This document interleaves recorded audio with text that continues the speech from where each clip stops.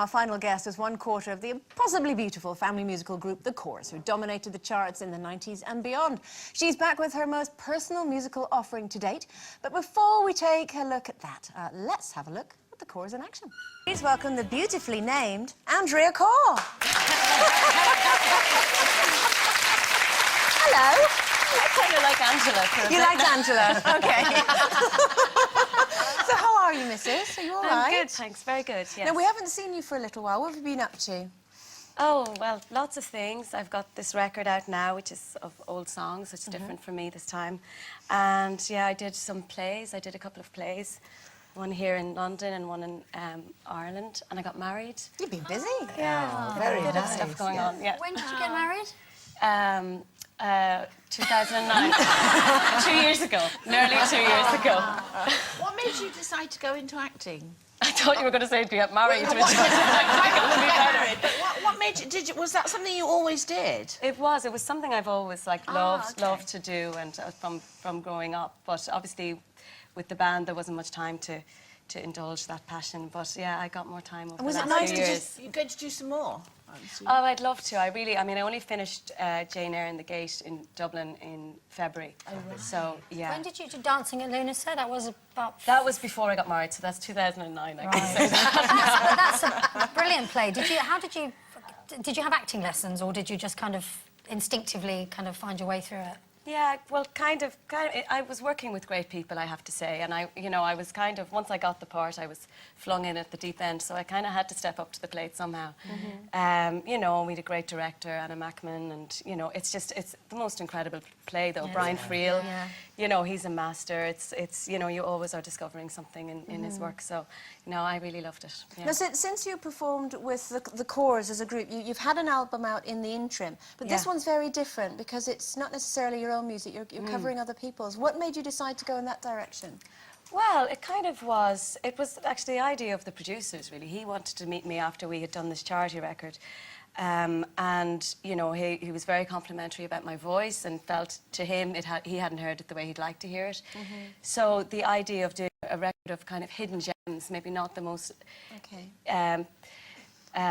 known of songs, but and first of all I was hesitant, thinking, no, I always write the songs and that's part of it. But then I got kind of excited about it, going, music is unique in that you can revisit what you felt when you listen to a song, and I thought about that in relation to my own life and the songs that have been lifelines to me. And did you feel as well, because your solo album, it was critically very well received, but commercially perhaps didn't do as well as you'd hoped. Did that knock you back a wee bit? Good, confidence-wise, it must have been different to think, right, I'm going back in the studio, I'm doing another album.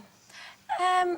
Maybe, I suppose I was a little disillusioned, but at the same time, I still felt, I think the success is in having made the record, and I wrote it, and I feel really happy with it. I wouldn't change a thing about it. So, I have no regrets, because really, if I didn't like where I am now, then I'd have regrets, but I like where I am now, so... And you've chosen a lot of the songs on this album, haven't you? Yeah, I've chosen them all, yes. All of them. Yeah. So, and are you emotionally connected to any of them? Yeah, well, there's one in particular, I do Roy Orbison's Blue Bayou. Yeah. But our parents were a band as well, and so my mother sang, and actually she sang for the first time when she was live and with an audience when she was pregnant with me. And so they made a recording one time of the songs that they did, and one of them was Blue Bayou. So it's very personal. It's actually really lovely to sing it now. How she lovely. did, yeah. Now, would that... families, would that suggest that you might like to be singing perhaps one day with a little person inside you? That's on the cards, I would love that, yeah. Very good. Love it. Very nice. Well, we look forward to that then. And obviously, you've not necessarily performed with the Corrs for a wee while, but you're a family, so you can never actually split up, I suppose. No, do you just kind of go off, do your own thing, and then it. Do you think you'd ever get back together as a band at all? Or? I think it's pretty likely, yeah. I mean, we never got a chance to kind of go on our individual path in our 20s like most people do. That's okay. We had a shared passion for the music, but it's kind of good that everybody's getting a chance to fulfill their own particular destiny right now. But I think that it's pretty probable that we'll do something again. Talking about achieving anyway, so are you a family of achievers, or did that come from your mother and father? I have to say, they had they had an incredible belief in us. Daddy used to always say every year, whatever, 1994, the Corrs will rule the world. 1995, the Corrs will rule the world. And I just kept going, yeah. So no, there was. I think instilling belief in your children is a very good thing. Now you obviously, because I can remember back in Saturday Kids TV, it was the beautiful Corrs. They used to take the name mickey is out like of you. Corr, you know what I mean? They're gorgeous. Is it true that your lovely husband, who you've now been with since 2009, is it true that he said you weren't necessarily his type of girl? He thought you'd sit in the corner writing poetry about death. I know, he shocked me like that. Yeah, because he'd been friends with my brother, so there was quite a lot. We were in each other's company for years, and we still find events. And I go, God, you were there too. So wow. And I said, why didn't you talk to me? And he says, oh, I thought you were lovely, but I thought you were in the corner writing poetry about death. That's nice. Yeah, it's lovely. That's right. Here's Andrea Corr. She's beautiful, but a little bit of a misery.